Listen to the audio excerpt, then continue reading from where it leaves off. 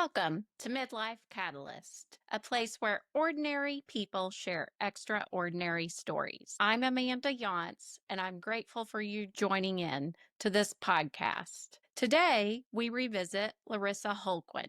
In our first podcast, we talked a lot about the community of Sooner Girl Sports Pod that she is building and how she is bringing women who have an interest in sports together. However, while we were recording that podcast, she mentioned that her dad, who got her into OU athletics, died from pancreatic cancer. My dad also died from pancreatic cancer. So I said, we need to come back and record a full episode specifically around the death of parents and parents with cancer and cancer in the small hometown that we grew up in, because it's a very small town for as many people that have had cancer. So I hope you enjoy today's podcast, and thank you for listening. We're back together. Yeah. Last time you were here, we were talking about your podcast. It's definitely gone well. I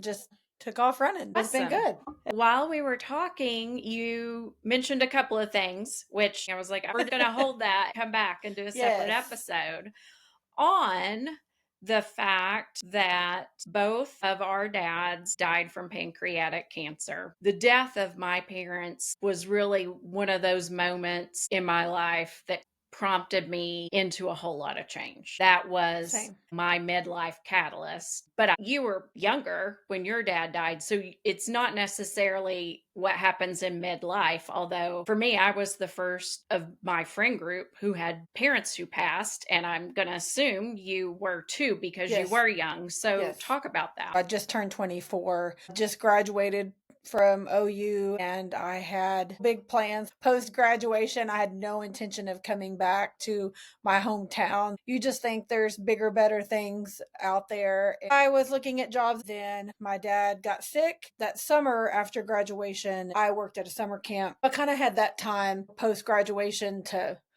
still be a kid. Around came the fall, and I had come back to Ardmore just because that was where I was going to land until I went off wherever I was supposed to go. That's when my dad got sick. I'm 23 years old. You don't really think about the bad things that could happen. You just think, oh, okay, well, dad's fine. It's no big deal.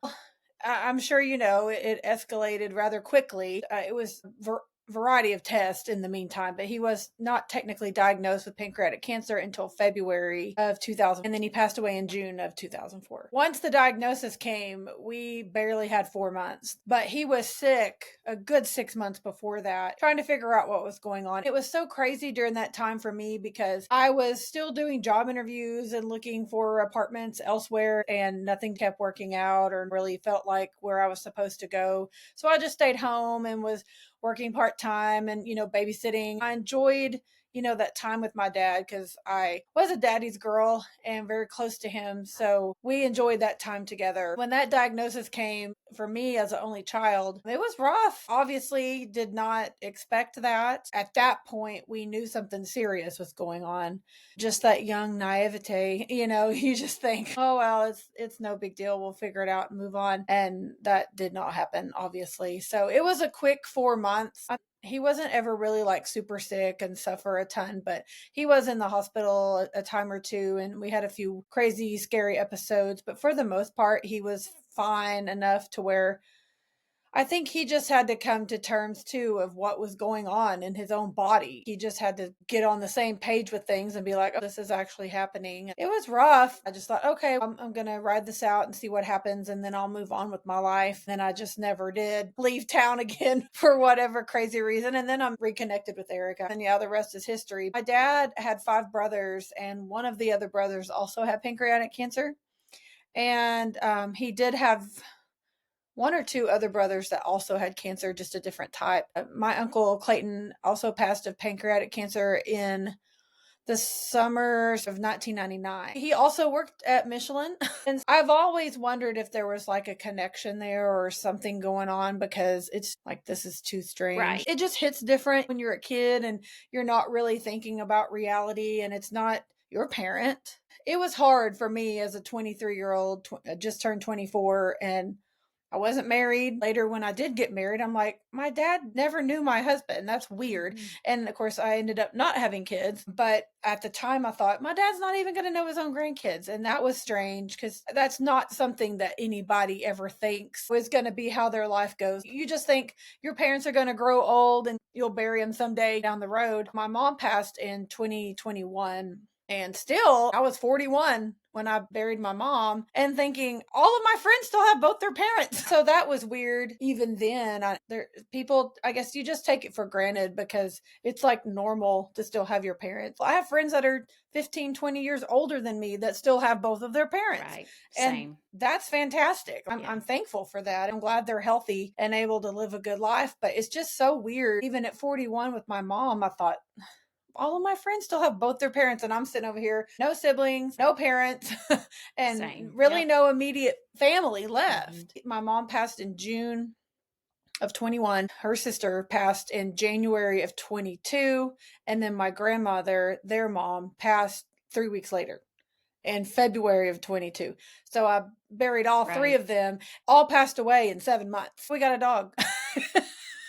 Because we literally didn't know what to do with ourselves. Once my dad passed and my mom had health problems her whole life and did not take good care of herself, I kind of felt like we were always babysitting her. Like, oh, I got to take care of my mom because she won't take herself. It's like we had a kid, but we really didn't. One of my very best college friends, her mom just passed of pancreatic cancer last April. She was diagnosed in the fall of 23, and then she passed about 6 months later, but she didn't do treatments. I feel like at that point it's best not They're to. right. You're We gonna all make know what's yourself going. sick and not. When they asked my opinion, I really encouraged them not to do treatments because I saw what it did to my dad, and the time he was in the hospital and the issues he did have were a result of the chemo. And he just wanted to fight it. He just wanted to try. But he was 53. You still have a lot of life left in you at 53. My mom's friend was early 70s. So that 20-year difference, it makes a difference. That's technically still pretty young, but she just chose quality over quantity. I felt like that was a wise choice, and we were able to make some more good memories with her. It was almost surreal when she told me my mom has a tumor on her pancreas. She walked that journey with me 20 something years ago, and now here we are doing it again. Like, you don't wish that on anybody. You don't want to walk that again.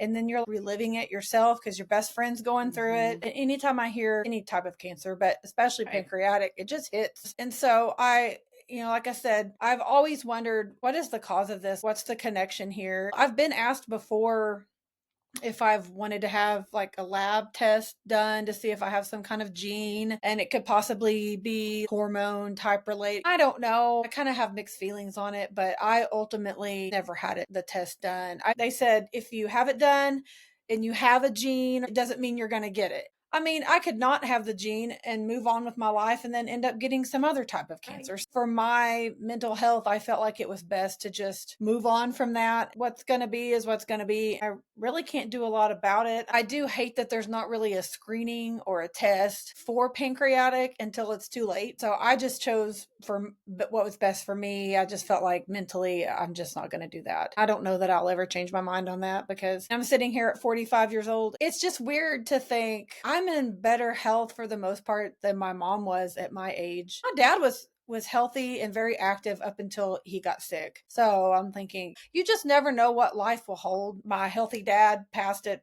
53, and my mom, who had a bajillion health problems, lived until nearly 72. So you just never know. I just try to make the best of every day and do all I can do. And going back to the OU thing, my dad is why I am the way that I am. He made me the Sooner fan that I am, and the things that I do and places I go and people I meet. I just think he would love this for me. He would love that I am doing this podcast and making these connections. And I've been on the radio with Chris Plank a time or two, and I've gone to the Rose Bowl, and I'm going to all these NFL stadiums. Like, he would just think that was the coolest thing ever. I just live my life because my dad can't. Mhm. He's not here Right. to do it. And we had that in common. So I'm living that for him. My parents died a year and 4 days. My dad was 69 and my mom was 70. kind of similar. They never had really any health problems, didn't go to the doctor. Different from me, I think that generation was more, that was the first of the fast food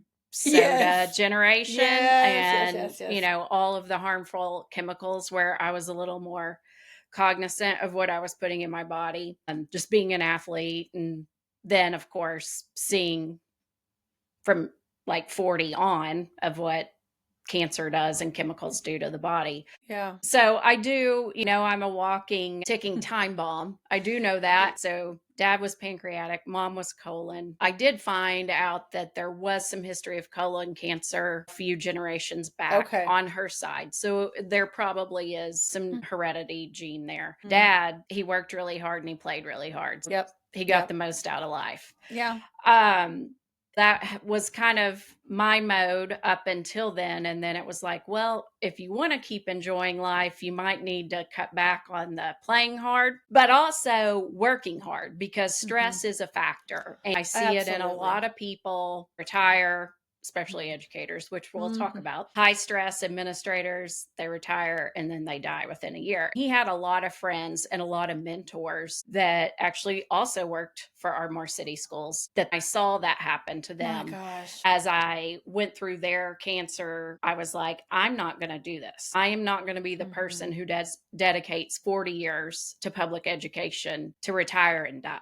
I don't know that I have 40 years in me. I do get colonoscopies because there are the screenings for those. And Mhm. my Yes. grandmother had breast cancer. I mean, there's cancer up and down Oh every side. gosh. Like I said, ticking time bomb. I'm kind of like you. So you get the test, then what are you going to do? Spend your life worrying about it or live? Yeah. And so I'm like, I'm going to clean up my act on my end of health wise and take care of myself. Good for Unlike you. my parents, as soon as I get an ache, I'm like, well, this is it. It's cancer. I'm dead. I'm out. I mean, I I do the mean, same you do, thing. right? Yeah. I do think we're probably a little more aware. Also, for lack of better words, not going to fuck around with a doctor and go through 6 months Oh, of screening. I hear that. I know, and I'm sure Mhm. you do. Yep. You see cancer once and see someone die from it, you know what it looks like. Yep, you sure You're do. like, I don't need to Mhm. do 14 Yeah, MRIs and we're all not these doing this. scans. I'm not Mhm. doing it.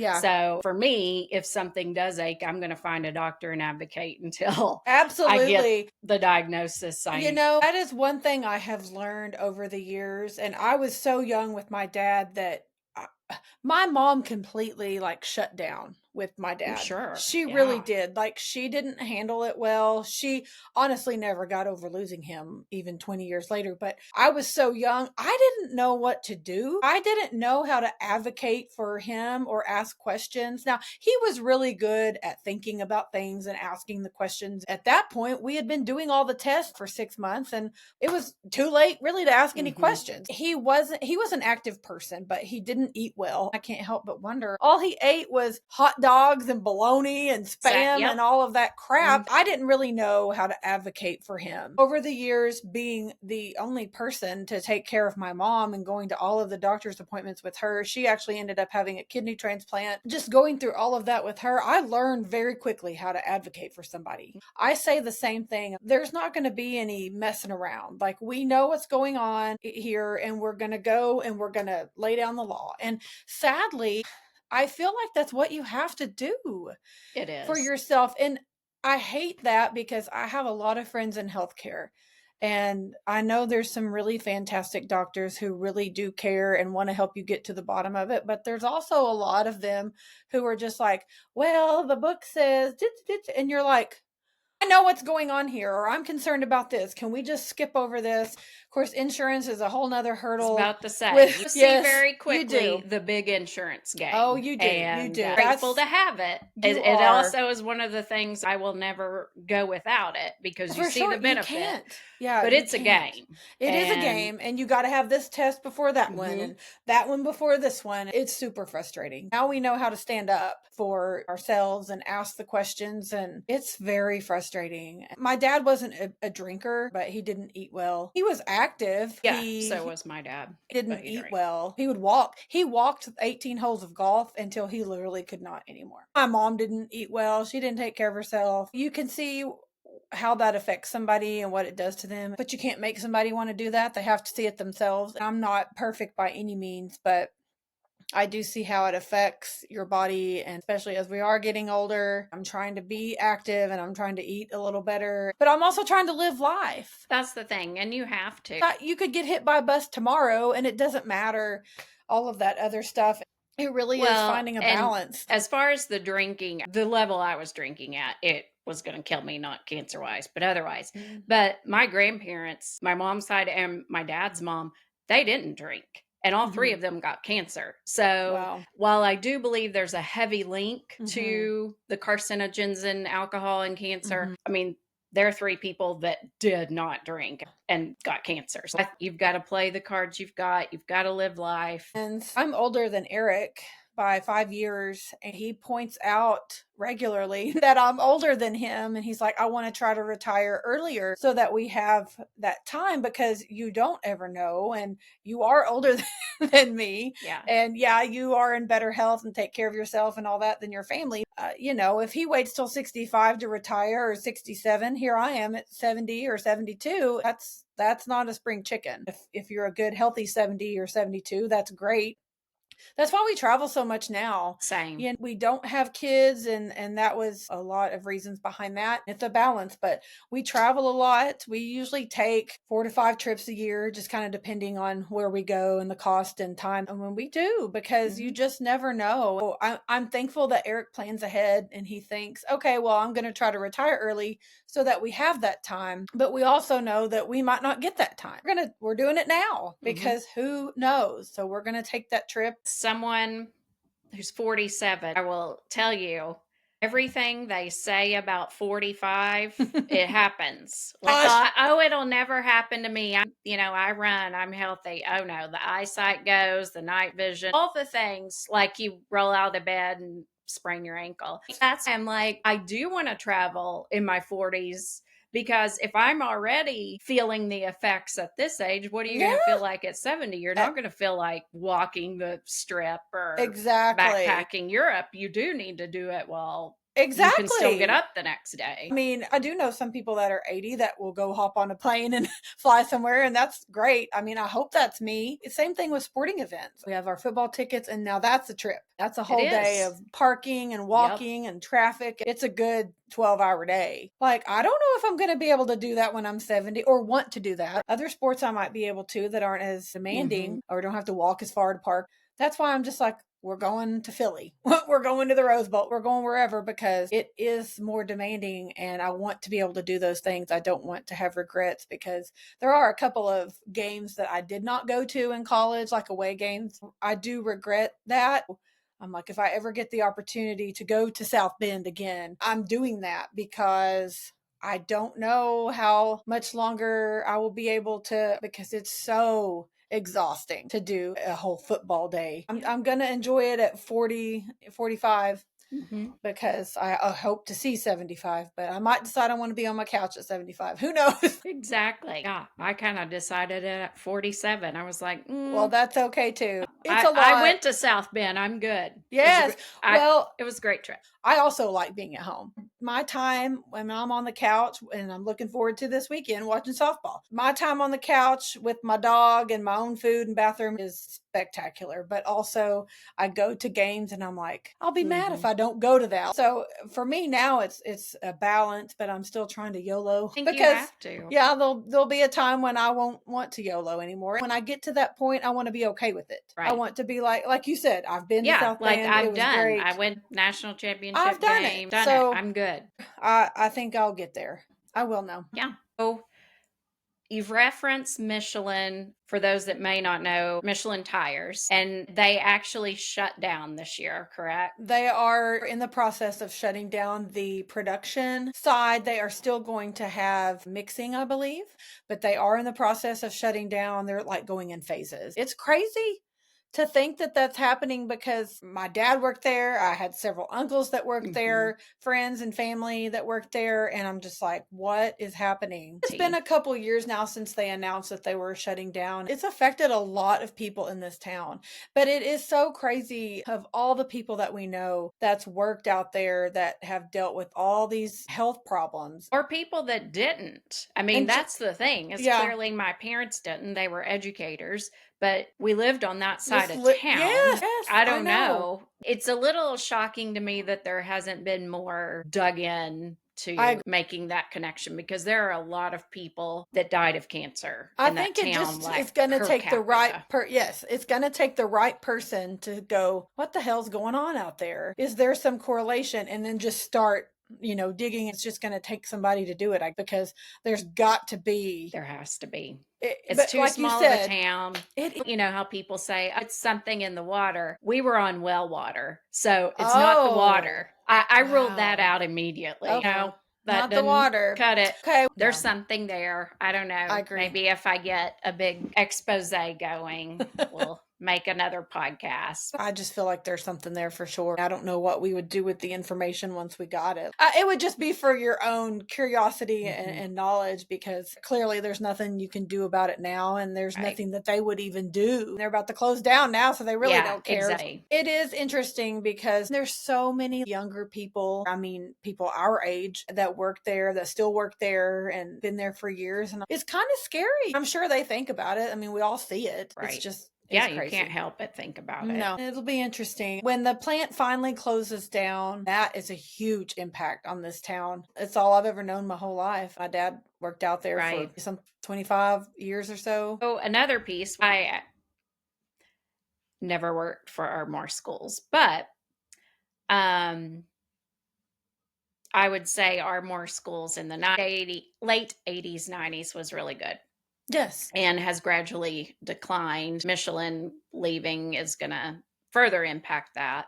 It will. Not only declined, but just gone down in size, gone down in classification. You mentioned last time that you had an early childhood degree. Yes. Talk about that. I always wanted to go to OU. I knew it was costly, which is nothing compared to Seems what it cheap is now. now. I know, it certainly does. I always wanted to go to OU. That was my main goal in life, was to get there. So I did. I'm very thankful my dad saw me graduate from OU before he passed because that was literally the highlight of his life. I'm very thankful he got to see me graduate before he passed. I got to OU and I have no regrets of my time in college and my degree, but I never really knew what I wanted to do. That's the case for a lot of people. I mean, you're 18 years old. Some people really know what they want to do and they've known their whole lives. That's great. There are a lot of people that way. I was not that person. I struggled just trying different things and looking into different degrees and trying to decide what was best for me and what interested me,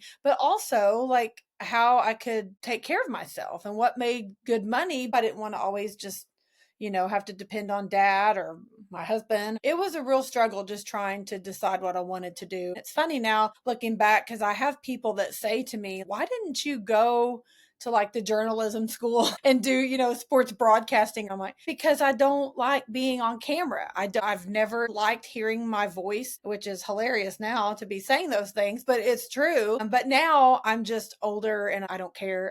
I want to talk. But at the time, I'm like, no, I'm like, I don't want to do that. I don't feel comfortable. That's not my thing. Who knows? Maybe I should have done that and who knows what would have happened, but I don't really have any regrets. I ended up in education because I did love being with kids. I worked with kids a lot at my church, and then I worked at a summer camp down in Austin all during college for 5 summers. I loved working with kids and I liked the little ones. Well, education, that seems to be the way to go. But what's funny is when I was getting my degree, I never really had any intention of teaching. I was just going to get my degree and be like, okay, I have this early childhood degree, but I think I can go on and do something like with a camp or Mhm. maybe a church. So I went through all of that and the student teaching. I really think it was the student teaching that I was like, it's a different world in the classroom. When you get your feet wet in the real world, I really struggled. But after I graduated, I ended up here and didn't immediately try to find a job. And after my dad passed, I started working at Lone Grove schools. This would have been in fall of 2004. I was an aide for a second grade. There were 4 second grade teachers, and I was an aide for all of them. That was a lot of fun because it was fun stuff, administrative type stuff, but I wasn't really responsible for the curriculum. So I was the cool teacher. Yeah. Once I started doing that, and then I also helped out in a kindergarten class, I really started going, maybe the classroom's not so bad. So I thought, well, let's give it a go. Let me just see what I can do. So I did take a position teaching 3rd grade. And I still tell people to this day that the even numbered years are where it's at. I agree. The odd numbered years are where there's testing. And those are not fun because I felt like all I was teaching was that 3rd grade testing. It was very hard because I got hired as an add-on, whereas all of the seasoned teachers, this was not at Lone Grove, this was at a different school, all of the seasoned teachers that had been there for years kind of like pick and chose their kids. And so they're like, okay, here's all these kids left over. And there were tons of 3rd grade kids that year. So I kind of got, I hate to say the leftovers, but I mean, that's technically what it was. And it was rough. It was really, really rough. So I only lasted a couple years in the school system. Eric and I got engaged, and I was just like, I don't want to do this anymore. It's not like I was making a ton of money anyway. At that point, I was like, I'm going to go be a receptionist for $9 an hour and then go home at night and be done with it. I don't have to grade papers and plan. Got really attached to a lot of the kids as far as their home life and stuff. They would come to school and say, oh, Miss Allison, I didn't have dinner last night because my mom was working, or my mom was passed out on the couch, or she was out with her boyfriend. The stories I heard was insane, and I just could not fathom like these poor little 3rd graders coming to school and telling me all this stuff. So I was constantly buying snacks to give them, and hairbrushes and toothbrushes and even coats and stuff because they didn't have socks. It was very taxing on me emotionally and financially too. So I went on and I worked as a medical receptionist for 6 years after that and moved up doing that. A lot of people are like, you have a degree and you don't even use it. I mean, I still worked hard for it. I have no regrets. I'm very proud that I have that degree, and it's from OU, and that made my dad happy, and he got to see that. I'd do it again. I would consider doing a different major. I feel like I have more audacity now than I did 25 years ago. I don't want to go back, but if I do, I want to go back with this knowledge. Yeah, I would go back with the knowledge I have, but I definitely don't want to go back. As was. No. But I have no regrets as far as my degree and not using it or only using it for a few years. I wouldn't change anything. The world was trying to teach me over the years, and I just wouldn't, except the fact that some jobs are toxic. And like you were saying, the stress will kill you quicker than literally anything else. My husband just really encouraged me to start my own company in 2018. My company is social media management. I run social media for different companies all around. Social media has changed a lot since 2015. There's more platforms, videos and stories and all the media. So even in 2018, when all of this came about and Eric was like, you need to do this full time, I ended up going part-time at my office manager job, starting to build this business, and it took off. And within 6 months, I'd quit my office job and was doing that full time. I'm not necessarily a shy person, but I'm also not like your typical extrovert. But I really had to put myself out there to build a business. I would just go sit down at the coffee shop and post on Facebook and say, hey, I'm going to be at the coffee shop today from this time to this time. Who wants to come down here and talk? People would show up, or I would just email people and stop by places and drop off business cards. I'm not that person normally. And it's still crazy to think I did all that. Most of my clients I have now, I've had over time, and they've either been like my original clients or a referral. Since that initial building time, I haven't had to really market myself a lot. So here I go starting a podcast in my spare time. And I almost feel like I'm doing that again because I'm trying to sell myself and not necessarily, oh, how can I market your business? Well, now I'm trying to market myself. That's hard for different reasons too, because it's just a different world now. Even since 2018 with social media, I'm glad I have that knowledge to help me with my podcast, but still there's a lot that I don't know. I mean, it's constantly changing. If you would have told me 20 years ago that I'd be doing all the things that I've done now, I don't know that I would have believed it, because I think I still just thought, well, I guess I'll end up in the school system and just stay there forever.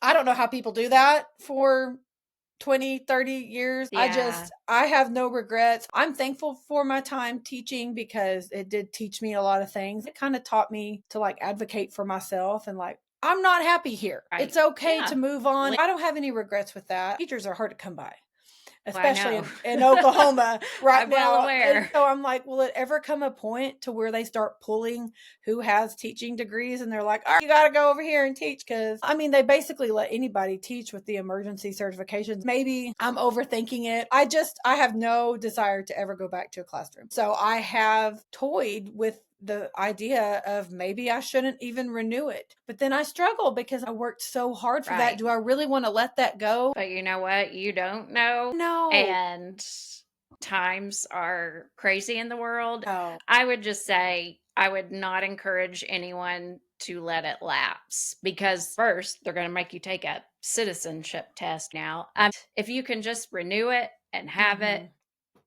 I would do it because there are so many people with teaching certificate. I think they would get robots before they go and pluck us off is my That's thinking because that is the trend is the privatization and very, voucher system of public education is going to private education.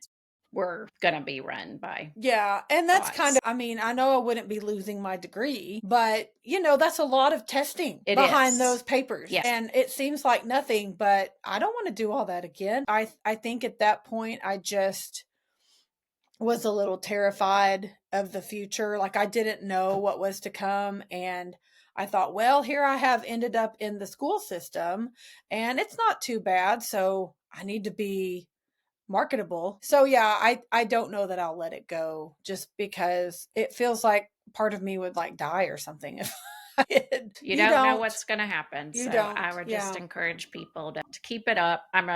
It's my renewal year. I've got to do the same. Have gone through this downsizing in the past year. Obviously, as only children, we had to get rid of the house and all the things that came Oh my along with gosh. that no one tells Yes. you about. It's not Uh-huh. just the death and the funeral, it's all the other So things. much. I know you have your necklace, and I encourage people to keep some form of handwritten Yes. keepsake, a card, a note from a parent. Now, Mhm. obviously, you can have a video or a voice text, but I still think Mhm. there's something to that signature. Yes. What are your thoughts on Oh that? my gosh, I totally agree with that. I actually have so many little notes that my dad wrote, and it's really funny. He would write me a note nearly every day and just say, Larissa, have a good day. I love you, Dad. And he always in the bottom corner would put JA, his initials. He would sign it, Love Dad, and then put his little initials down there. I don't have all of them but I do have quite a few of them. There are a lot of things that I did keep. I still have his Bible that he had stuff written in and a lot of those handwritten notes. I have the very last birthday card that he gave me because my birthday was in April and then he passed in June. I do have things like that. I do tell people it's hard to let go of stuff. I feel like people either want to get rid of everything or they want to keep everything. It's really hard to find a middle ground. And I'm not necessarily a pack rat. I was like, okay, his clothes. I still have one of his shirts. I chose to keep that shirt of his and just like a bunch of notes. My dad actually wore a bright red, which was actually more of a Nebraska red, not an OU red, pair of Reeboks that he literally wore with everything. And I kept those for like a while and then I don't remember at some point. I almost kick myself for getting rid of those because people literally still talk about that 20 something years later. They're like, yeah, your dad wore those red shoes with everything. So I kind of wish I'd kept those. But at the time, it's really hard to decide what to keep. And then when my mom passed, she actually went into a nursing home before she passed. So we had to go through all of that beforehand. So Mhm. it was more in phases. She was a pack rat.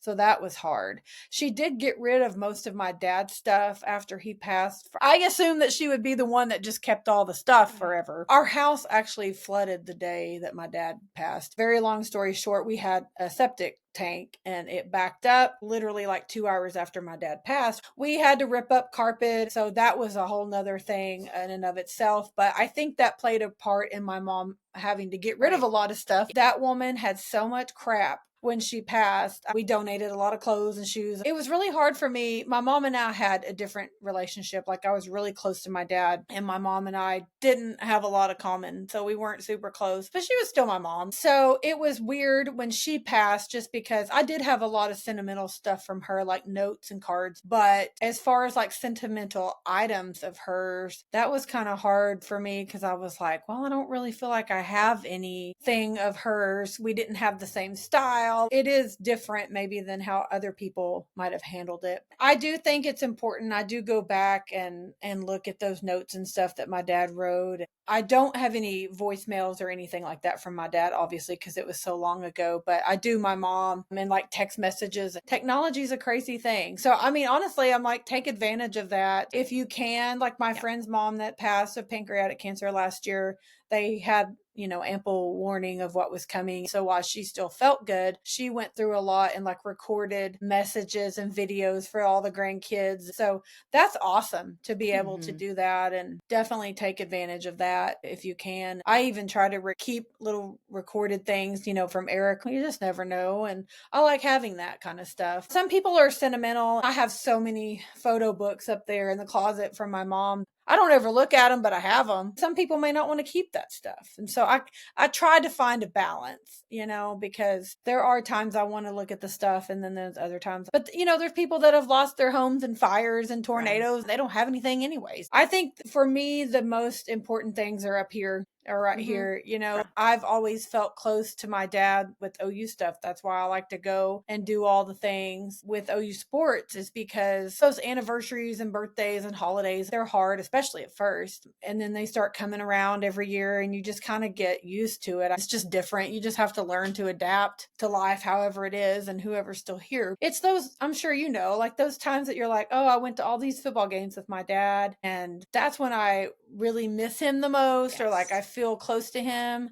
Yes. Is when I'm watching those sports, or I wish he was there to talk to about when Bob Stoops retired, or when Lincoln Riley left, not on good terms. All of those things, like, I just would love to know what he thought about all of that. And Eric actually had a picture painted for me. Oh, it's probably been 10 or 15 years ago now, but I'd seen a photo or something. I showed it to him, and he was like, I'm going to have this painting done for her. So he had it commissioned by a local artist, and it's the back of a man with the OU jersey on, and it has our last name on it, and then a little girl on his shoulders, and she's reaching up, touching the OU flag. I bawled like a baby when he gave me that, but I'm actually sitting here looking at it right now. And that's one of my favorite things, because like, that's it, and that kind of goes back to where, why I started and what I'm doing now, is because I'm like, I want to make a space and make my life matter now. My dad would love that I'm doing that. That was always really important for him, for me to stand up for myself and do what I wanted to do. And he was one of those that, like, nobody really told him what to do type person. So that's totally where I get that from. So I know that he would be proud of that, and that makes me happy. Yeah, my mom and I, always did the sports. So OU Texas was always our thing. So OU Texas weekend is hard. On top of that's around the time actually both of them passed. Oh so gosh. It's like a double whammy of people think you're upset because it's their anniversary. No, I'm upset because of OU Texas, actually. No, I get you it. know what I'm saying? I do. So October's just ick. October used to be one of my favorite months because the fair and OU Texas, and I loved Halloween and playoff baseball, which was my thing with my dad. When the Rangers finally won the World Series, and obviously he wasn't here to see it, and that was his team, and that was our thing together. We had season tickets to the Rangers game forever. I kind of felt like I could let the Rangers go. Yeah. I mean, I still love them and want them back, but it was the weight, big relief. Totally get that. I do. Of course, my dad was alive the last time OU won the national championship, which honestly is kind of sad, but that's neither here nor there. Yeah. I mean, it is kind of sad. It is. It doesn't seem that long. But it really doesn't. I remember it so vividly, like so many details about that whole thing. I'm glad that he was able to see that, but I feel like we should have won it at least twice since then. Agree. But I do think maybe that's why I felt so deeply that Rose Bowl loss with Baker against Georgia, is because I felt like that was our year. My dad would have loved Baker, and Baker's one of my favorite players for sure, and he deserved a national championship. Like, the talent on those teams is Well, I incredible. know. Look at Looking you back, guys in the it's crazy. Like, in CD, the like, it's yeah. just Well, mind but in blowing. the playoffs, I mean, we have the Yes. most guys on a roster in the Yes. Super Bowl. Exactly. I think we had eight on the two teams. But it's just crazy to think how close we were to that. So I do feel like things like that will get you more, like you said, the Mhm. month of October. I mean, my dad passed in June, but football season, every year it hits me because I look forward to it. It's my favorite time of year. I love fall. September, October, November, December, Right. my Yeah. favorite time of the year with all the holidays and football. But yeah, it's bittersweet. Woody Washington, this was his last year. That was the last player from when my mom was alive. Oh, okay. It's kind of that now we've gone all the way through the cycle of there's Yes. no one left that she would have thought this or that. Now in the Yes. NFL, obviously, but Right. I think that's why it's been easier for me to disconnect now from OU football That makes because sense. No one everyone's gone left. now. Yeah, totally get that. That makes complete sense. I think that's hard for people to understand if they don't get it, Right. but that makes complete sense. I totally get that. And my mom, she loved OU sports. She always watched football. One of our dear friends is a nurse at the assisted living or nursing home where my mom was, and she's a huge OU fan. And it's funny because they would always talk about each other, like my mom loved it too. She didn't go as much as my dad did as she got older. Like, I started going with my dad, and I'm thankful that I got to do that. But it's funny because, like, my mom loved Baker. I get what you're saying about, like, oh, those cycles of players and the Right. coaches, Well, even they're softball gone. girls, Jada and obviously Joss before. Yes, So obviously I'm still mad passionate about OU softball because like we said, it's the only absolutely. thing we can hang our hat on right now. But the interest is a little less because you don't have that connection. Jada, Kinsey, TRA, I feel like they were there forever, but not Yeah. in a bad way. I Right. think it was just because, COVID, and they got their extra season because of it, rightfully so. We've lost half the roster that we had last year, and we've got these new faces, and it's weird. It is like a new generation of softball, but I'm excited. Mhm. I'm ready for softball. But softball's a thing, like, I have with my niece. Like, she's kind of grown up. We've always gone to games over the years. The OU Club of San Diego. So obviously OU softball opens out there this weekend, Yes. and Oh, Patty yes. explained why she's doing that, Oh, which I is love really that so cool. much. Yes. Well, on the OU Club, people are like, these tickets have been sold out for months and they're outrageous in the resale. So Definitely. she definitely made the money because they're completely Good. sold out, but I'm not sure who's getting their hands on these tickets because the Right. OU Club is like, how That's did we not get sad. first dibs? You just do it because I'm trying to YOLO. I love basketball, but I don't love it like you do. Yeah. I love OU. Like, I watch Right. OU, and Yeah. I do love You weren't March for making your sure. notes on. No, I was not making notes. I was following that game on my phone. I did get to watch the second half Saturday. We love March Madness. My husband and I have done brackets. My dad and I used to do brackets. We've done them for years, and I do love the tournament, and we get way into it. Yeah. But Well, listen. I'm so excited. Thank you for joining today's episode of Midlife Catalyst Podcast. I'm grateful to Larissa for joining the podcast again and sharing very vulnerable, candid information about the death of her parents and how that impacted her and her life decisions. This is something that everyone is going to face in life at some point or another. Some of us just experienced it earlier than others, but I do think it's very significant in that the decisions you make and the actions you take after a traumatic event or a life quake, such as the death of a parent, significant other, job loss, really shifts how you approach life and how you do things differently. And that is what we are all about at the podcast. So if you enjoyed today's episode, please Wherever you watch or listen, leave a like, a comment, and a review.